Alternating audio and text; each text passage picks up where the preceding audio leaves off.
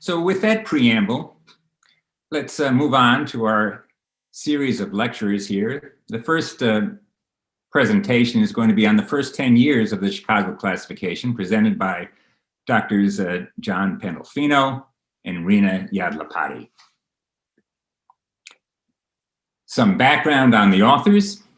Rina Yadlapati is an associate professor at the University of California in San Diego. She is a former Northwestern Super GI Fellow.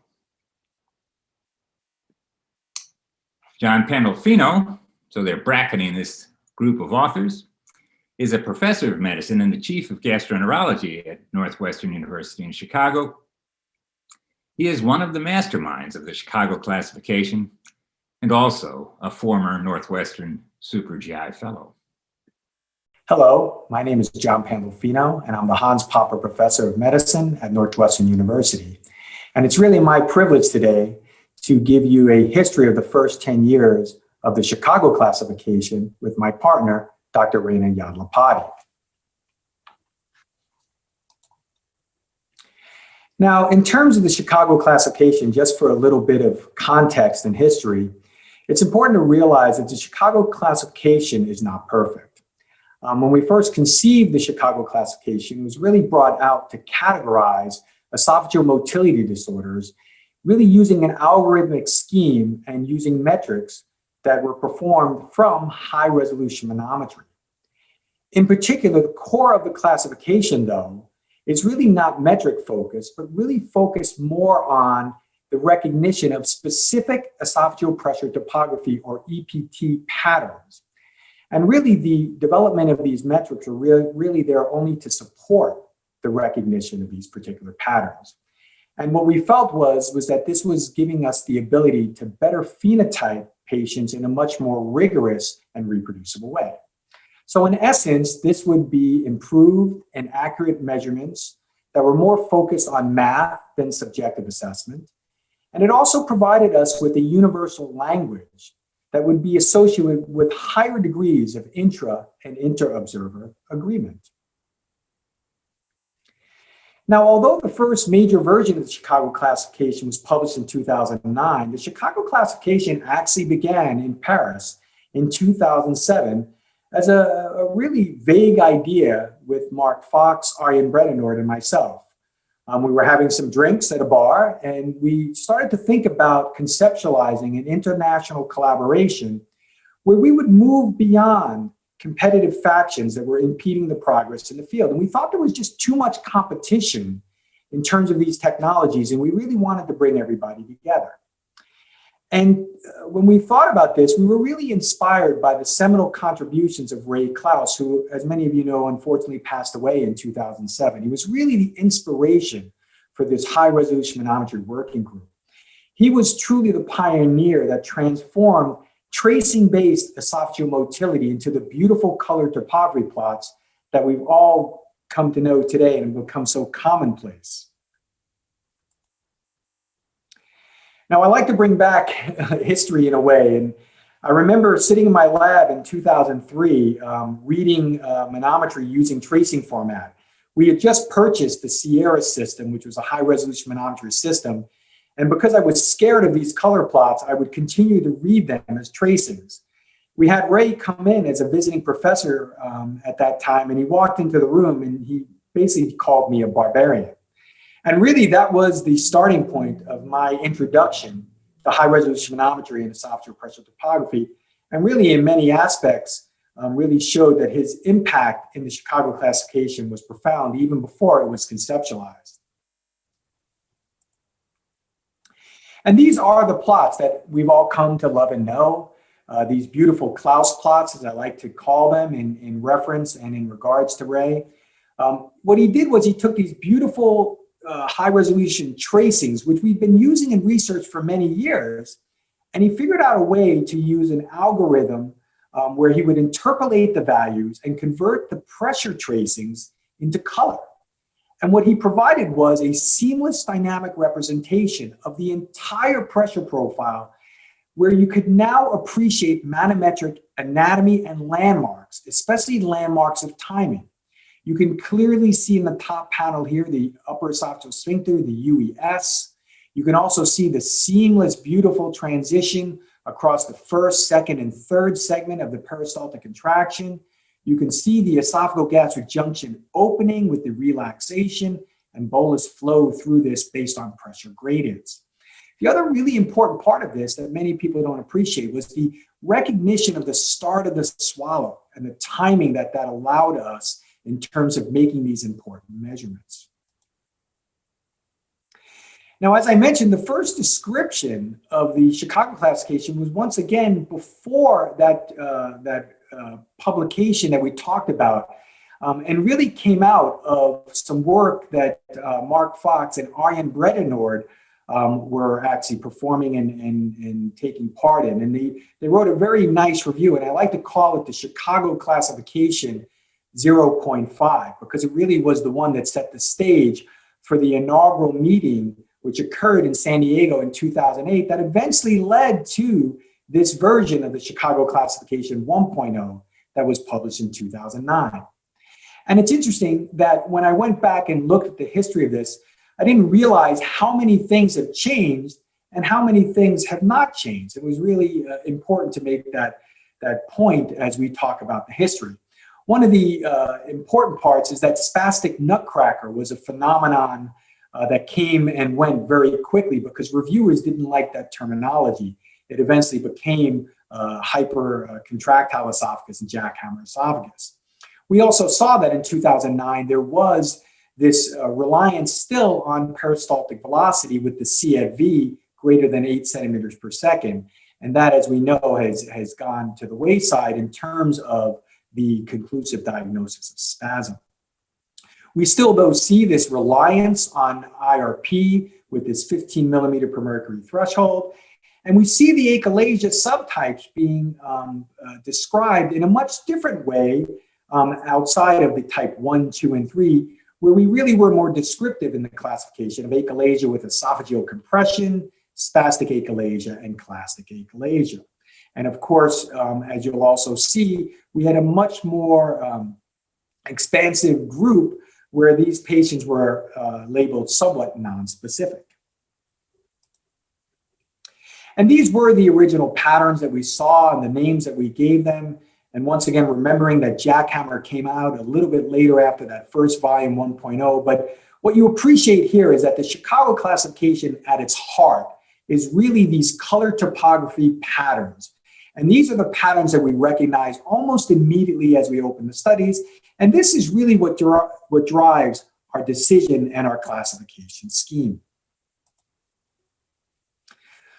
Lo and behold, as I mentioned, the Chicago classification was never meant to be perfect, and it was also always meant to be something that was an evolution. And as you can see, this did evolve that in 2012, we unveiled Chicago classification version 2.0. And this particular version was not just endorsed by a group of interested individuals. We petitioned many of the international motility societies to also sign on and endorse this particular classification scheme. And as I mentioned, it was published in 2012, but it was really first presented at an international HRM working group meeting in Ascona in 2011. And the main changes that you saw here were now the subtypes of achalasia were given numbers instead of names. We introduced jackhammer esophagus. We added distal latency to the definition of spasm. And then we also brought in frequent failed peristalsis, which, as you'll see, as Dr. Yadlapati will describe, has kind of made a little bit of a return in terms of the requirement in ineffective esophageal motility. And you'll see rapid contraction and nutcracker esophagus in this particular aspect move into this group that is further down on the list in priority in terms of frequent failed, hypertensive, and rapid contraction in this lower box all the way at the end. Subsequently, we expanded an international HRM working group to meet actually in Chicago in conjunction with DDW in 2014 to formulate Chicago 3.0. And once again, this started with the process of looking at some of the problems that we were encountering with IRP. We knew that we needed to change the threshold of IRP based on peristaltic function, But unfortunately, the camp or the group that was petitioning for that were outvoted, and the group decided to keep that 15 millimeter per mercury cutoff, and basically make a statement and a caveat statement in terms of absent peristalsis, that if you had a low IRP, that you could still consider achalasia and you should potentially get an esophagram. And at that particular junction, we did remove frequent failed peristalsis and introduced fragmented peristalsis. And this was the 3.0 version. And as you can see here, one of the highlights actually of this classification was this hierarchical classification scheme that was defined by this red line at the bottom here that really defined major motor disorders and minor motor disorders. And as you'll see in the description in the next talk, that there's been this real expansion of the major motor disorders, where there's probably less of an emphasis on categorizing patients definitively into a non-major motor disorder or a minor motor disorder, and just leaving that group as an all-inclusive group that would essentially be mostly normal variant, borderline abnormality, or just normal, as opposed to a real important esophageal motility disorder. But once again, as I mentioned, not many changes, just refinement as we proceeded through this particular process. So that leads us to the point where we are today, where we're introducing Chicago 4.0. And what was the impetus for Chicago 4.0? Once again, it was the fact that 3.0 was not perfect. There were many reservations regarding the protocol in 3.0 being too restrictive and relegated to only 10 supine swallows. In addition, we also continued to struggle with this heavy reliance on IRP. And once again, I think the people who were advocating for a change in the IRP, or at least some restriction on IRP at 2.0 to 3.0, should feel somewhat vindicated, because now we've figured out that the IRP does have significant flaws that do require complementary testing, as we will hear. We also thought that it was important to bring in an assessment of EGJ metrics to support, the evaluation of normal LAS function, to at least set the stage for the evaluation of GERD. And then, of course, we wanted to make sure that we did not ignore the role of severe or moderate severe IEM and dysphagia. So as we proceed through this process, and as you can see from the history, the Chicago classification went through many iterations, and it still is a living document that is evolving today. So with that, I will hand this off to my partner, Dr. Yadlapati, who will talk to you more about the details in this process of evolution to Chicago 4.0. Thank you very much. All right, well, thank you to Dr. John Pandolfino. It's really been an honor to be part of the Chicago classification update. Now I'll talk about where we are today and what led to the updates in 4.0.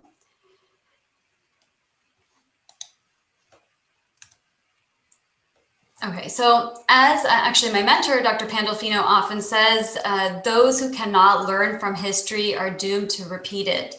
And when you talk to esophagologists around the 2000s, they often describe the time being hostile and quite competitive, as Dr. Pandolfino was mentioning. They liken it to the story of the Tower of Babel in Genesis, where humans were given different tongues and languages to cause chaos and to impede with collaboration and communication. And so it's really remarkable to think about the history and see where we are now. And Chicago classification has really become that quintessential classification scheme. It's used worldwide to identify and categorize esophageal motor pathology on high-resolution manometry.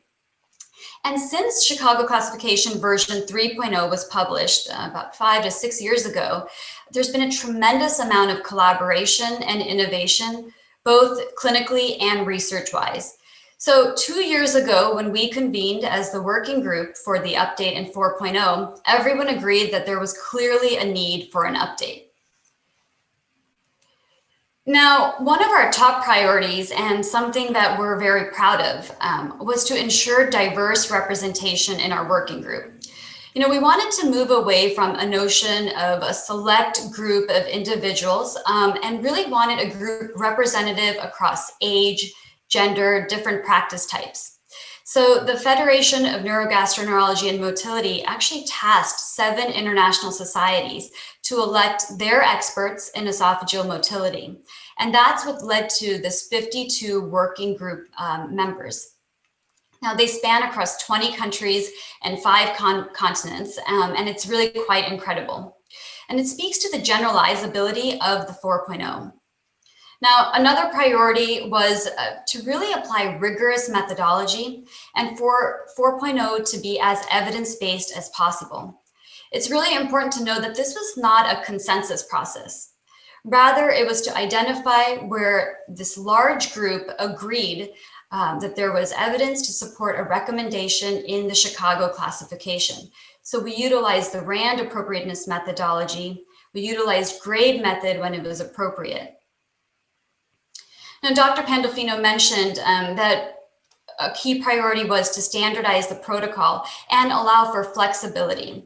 And we'll talk about this a little bit more, but this was really one of the first times that a standardized protocol was introduced, so that we can all use the same protocol in order to speak the same language. And then finally, Chicago classification has always been a method to identify patterns of esophageal motility. But what we know is that patterns do not always equate to clinical pathology. And so a priority in 4.0 was to really distinguish when does a manometry pattern equate to clinical disease requiring intervention, and when is it not quite conclusive for clinical pathology? When does it require more information and data? So one of the first things that we did when we convened 2 years ago was conduct several surveys to identify where the group felt there was a priority for update. Through this, there were 7 priority areas, which led to our 7 subgroups. Each subgroup was chaired by 2 individuals, and then there were another 5 to 6 members that comprised the additional subgroup. The top priority here was really redefining how we interpret EGJ outflow obstruction. And as Dr. Pandolfino was mentioning, how to apply the IRP in this scenario. And then the second priority was defining ineffective esophageal motility. So before we did anything, we wanted to ensure that we standardized the protocol, because this was really the framework for the update in Chicago classification 4.0. And you'll be hearing in much more detail about the protocol in subsequent sessions. But some key points here are now that the protocol can start either in a supine or an upright position. But the protocol does involve changing to both and involving both positions. So if you were to start in the supine position, it first starts with a resting phase, which includes some time for adaptation, deep breaths, and about a 30-second baseline. And then there's the traditional 10 supine wet swallows. And then now there's an addition of the multiple rapid swallow, and this could be up to 3 sequences. When we polled the group a couple years ago, actually about 3/4 of the working group was already incorporating multiple rapid swallow in their own protocols. Now, after the supine position, the patient can be changed to the upright position. And after they are again in a resting phase, this is followed by 5 wet swallows in the upright position, and then a rapid drink challenge. And again, about half the group was already using rapid drink challenges in their protocols to begin with, but there were differences in the way the protocols were being conducted and what was and was not included. So this was really an opportunity to standardize these features. Now, it's also important to note that the metrics and the threshold cutoffs did not change in Chicago classification 4.0. Still, the integrated relaxation pressure is the metric to assess LES relaxation. But what we did do in 4.0 is really clarify the threshold for IRP, depending on what position the patient is in, what maneuver you're doing, and which manometry system you're using. And this is really important because it can completely change the diagnosis. As far as esophageal peristalsis, we still look to the distal contractile integral for contractile vigor, still applying the same thresholds. But it is important to note that now a fragmented swallow or a peristaltic break is encompassed under ineffective swallow. We still look to the distal latency for latency of deglutitive inhibition, the threshold still being 4.5 seconds. And in Chicago Classification 4.0, we do emphasize more now pressurization patterns, and we'll talk about this a little bit more. So this is our hallmark figure, which really incorporates the new standardized protocol along with the classification scheme. And so you see here that in step 1, it starts with those 10 wet swallows in whichever position your protocol starts with. Now, if the IRP, the median IRP is normal in these 10 wet swallows, you're going to be looking at the right side of this figure and be considering a disorder of peristalsis. Whereas if the median IRP is abnormal, you'll be looking at the left side of this figure at disorders of EGJ outflow. And achalasia, of course, is type 1, 2, and 3 are disorders of EGJ outflow. So as far as achalasia, it's really largely stood the test of time. The definitions for type 1 and type 2 achalasia are unchanged. But one thing that 4.0 does highlight is that there are inconclusive patterns for both type 1 and type 2 achalasia that we commonly see in practice. And in these settings, 4.0 recommends supportive testing. This could be with a timed barium esophagram, ideally with a tablet, or functional lumen imaging probe. Now, type 3 or spastic achalasia still requires that median IRP is elevated and that 20% or more of swallows are spastic. But an update here is that all of the other swallows need to be failed or spastic. There's also more emphasis on the concept that opioids can lead to dysmotility, including a type 3 achalasia pattern or other spastic esophageal disorders. And also that this cutoff of 20% for spasm is really arbitrary. And the more swallows that you have that are spastic, the higher your confidence should be in a pathology, such as type 3 achalasia. Now again, EGJ outflow obstruction was a top priority. And this is really born out of a need to avoid inappropriate diagnoses and really clarifying when there is true LES dysfunction from other things that might be artificially raising the IRP, such as a hiatal hernia or catheter artifact. So first of all, the manometric diagnosis of EGJ outflow obstruction has been changed, largely changed. And now it requires that the IRP is elevated both in the supine and upright position, and there's intrabolus pressurization. Now, even if you have a manometric pattern of EGJ outflow obstruction, this doesn't equate to clinical pathology. Your patient also needs to have the symptoms that would go along with an obstructive physiology, such as dysphagia or non-cardiac chest pain. And then finally, in 4.0, it requires that if you are suspecting EGJ outflow obstruction, this is confirmed with supportive testing.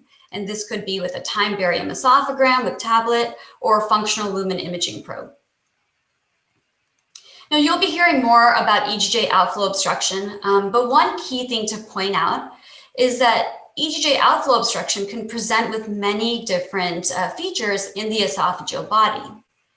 Now, if your patient has spastic features with EGJ outflow obstruction, this might incline you towards a type 3 achalasia pattern.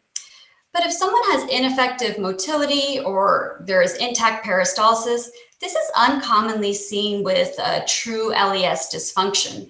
And we recommend more of a cautious and conservative approach for these patterns. Now, once again, ineffective esophageal motility was another top priority in this process, and the definition has become much more stringent now. So a conclusive diagnosis requires that at least or more than 70% of the swallows are ineffective. And as Dr. Pandolfino was mentioning, this concept of the frequent failed peristalsis has emerged again. So now, if at least 50% of swallows are failed, this also meets a diagnosis of ineffective esophageal motility. Again, now IEM encompasses fragmented peristalsis, so that is no longer its own entity. And another important thing that came through this process is a new initiative. So the Chicago classification has never been meant to provide information prior to or after surgery, such as anti-reflux surgery. But certainly high-resolution manometry plays an important role in all of this. And so now there is a new international initiative that is looking at the role of high-resolution manometry in the context of foregut surgery. And it's really brought together the worlds of foregut surgery and esophageal motility. And then finally, distal esophageal spasm and hypercontractile esophagus. Really, the manometric definitions for both of these are largely unchanged. But an important point here is that in 4.0, to make a conclusive clinical diagnosis, your patient must have the relevant symptoms, dysphagia or non-cardiac chest pain. Now, we had hoped to make more advancement with distal esophageal spasm, but the evidence wasn't quite there for a major update in 4.0. But there are some points that were highlighted. First of all, true distal esophageal spasm is really a rare finding. And when we do see it, it probably is falling along the spectrum of type 3 achalasia. But more often, when we see manometric DES, it likely represents a secondary response to reflux. And oftentimes in these cases, anti-reflux management may be more appropriate. Similarly, for hypercontractile esophagus, we hope to provide more clarity on this, but the data wasn't quite there. But we do anticipate seeing more updates in the next iteration.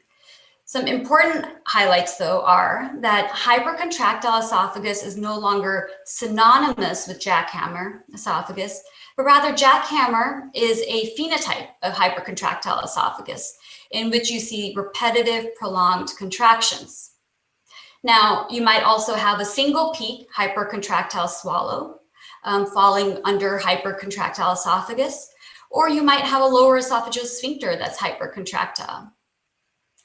All in all, the group recommends more of a cautious approach to any of these phenotypes, particularly in terms of treating contractile vigor as an endpoint. And so with that, as we look back to the past, and as Dr. Pandolfino so elegantly described, Chicago classification is really our quintessential classification scheme, and it's used worldwide. And we hope that we have learned from the past and provided important updates in 4.0. And the key updates being that now the manometry protocol is more flexible and also standardized. The definitions of EGJ outflow obstruction and IEM have been redefined. And now 4.0 incorporates clinical context and relevance for particular manometric patterns. And already we're looking forward to 5.0 because Chicago classification is an iterative process prone to evolution. So we anticipate providing more clarity on the phenotypes of spastic esophageal disorders in future iterations. We were not quite ready to incorporate impedance into 4.0, and this was something that was largely discussed. But with a lot of active research going on, we anticipate that impedance will be incorporated. The Adelaide group is working quite a bit on AIM, San Diego group on distension plots, and the Northwestern group on 4D manometry. So we're sure that this will play a role in future iterations. And there's a great deal of fascinating work being done on machine learning modeling, and also what is the future of science with artificial intelligence in terms of high resolution manometry. And so with that, I want to thank, well, first of all, Dr. Pandolfino, who really is the mastermind behind so much of this. And none of this would have been possible without our incredible working group. We started in 2019, and we had the opportunity to meet in person at a couple international meetings. But then during the COVID-19 pandemic, we were not able to meet in person. And so our very last meeting was web-based. And despite being across various different time zones, the group was able to get together, work tirelessly, and they were committed, and we were able to formulate and update the Chicago Classification 4.0. So with that, I'll end, and thank you so much.